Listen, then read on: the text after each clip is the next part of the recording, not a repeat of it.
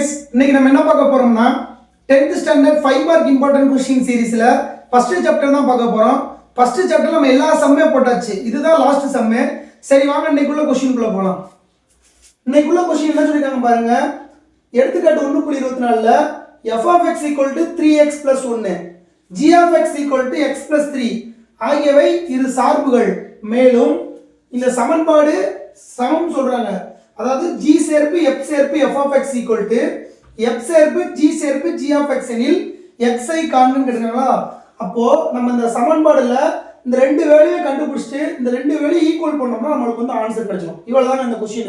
இந்த क्वेश्चनோட concept simple, அவ்வளவுதான் முடிஞ்சா. இப்போ நம்ம ஃபர்ஸ்ட் என்ன கண்டுபிடிக்கலாம்? LHS வேல்யூ கண்டுபிடிக்குமா? LHS வேல்யூ கண்டுபிடிக்கும் போது இப்போ இந்த மாதிரி கொடுத்தாங்கன்னு வெச்சுக்கோங்களேன், நம்ம என்ன பண்ணணும் அப்படினா கடைசி வேல்யூ தான் பார்க்கணும். இந்த கடைசி வேல்யூ என்ன இருக்கு? f(x) இருக்கா? அப்ப மித்த வேல்யூ அப்படி எழுதுங்க, gf எழுதுங்க. இப்போ f(x) ஓட வேல்யூ என்னது? 3x + 1. இப்போ நெக்ஸ்ட் என்ன கண்டுபிடிக்கணும்? கடைசி வேல்யூ தான் கண்டுபிடிக்கணும். கடைசி வேல்யூ என்ன இருக்கு? f * 3x + 1 இருக்கா? நமக்கு f வர மாதிரி கணக்குல என்ன இருக்கு? f(x) இருக்கா? அப்போ f(x) = 3x + 1 தான். f(x) ஓட வேல்யூ தான் 3x + 1. ஆனா உங்களுக்கு என்ன சொல்றாங்க? x க்கு பதிலா என்ன சொல்றாங்க? 3x + 1 சொல்லிருக்காங்க. அப்ப x ஒரு இடத்துல 3x + 1 இருக்கா?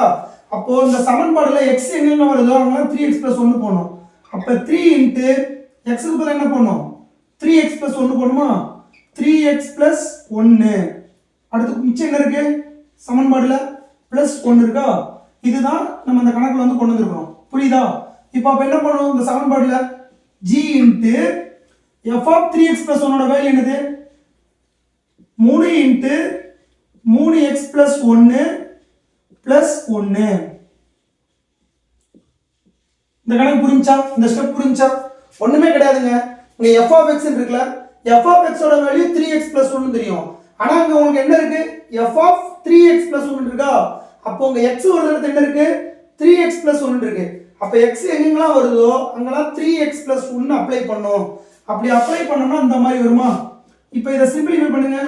g * 3 3 பெருக்கல் எத்தனை? 9x + 3 * 1 3. அடுத்து மிச்சம் உள்ள 1 + 1 ன்னு போடுங்க. அப்ப ஆன்சர் என்ன வரும்? g * 9x + 3 1 கூட்டினா 4. அப்ப g * 9x + 4 இருக்கு. இப்ப கடைசி என்ன இருக்கு? g மட்டும் தான் இருக்கு.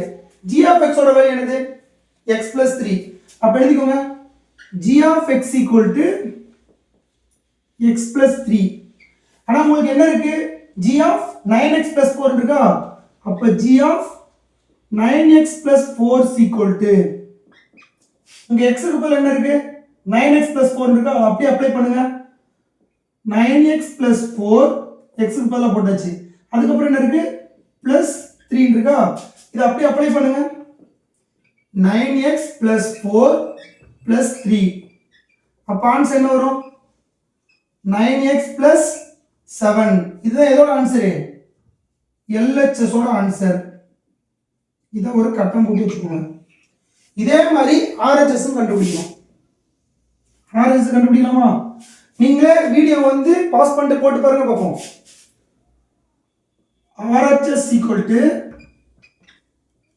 f சேர்ப்பு g சேர்ப்பு g(x). எப்பவுமே என்ன சொன்னேன்? கடைசி வேல்யூ தான பார்க்கணும் சொன்னேன். கடைசி வேல்யூ என்ன இருக்கு?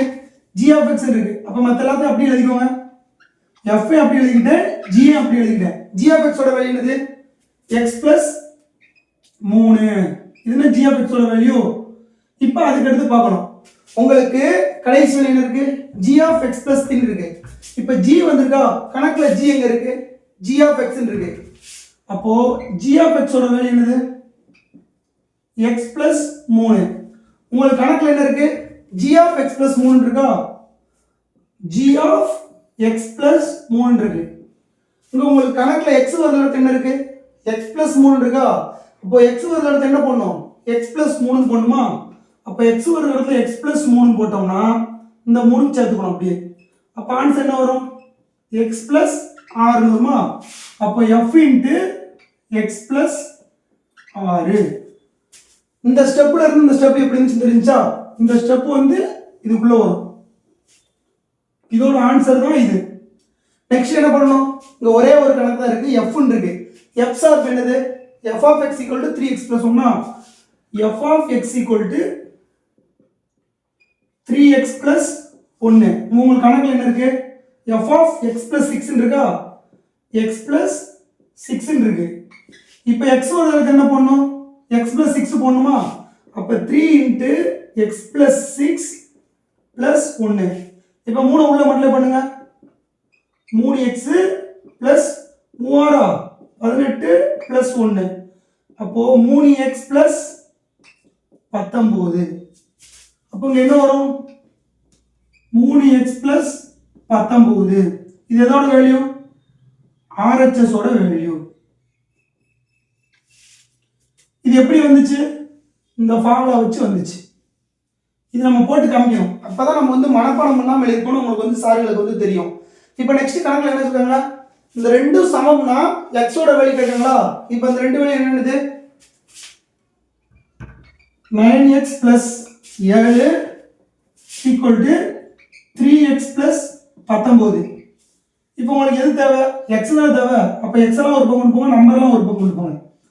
அப்போ 9x minus 3x equal to 19 plus 7 அங்க இருக்கும், என்ன ஆகும், மைனஸ் 7 மாறும்.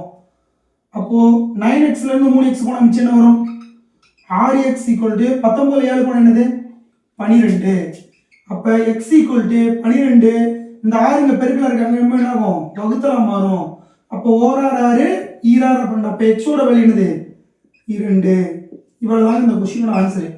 உங்களுக்கு இந்த கணக்குல ஒரே ஒரு கான்செப்ட் மட்டும் தான் தெரியணும்.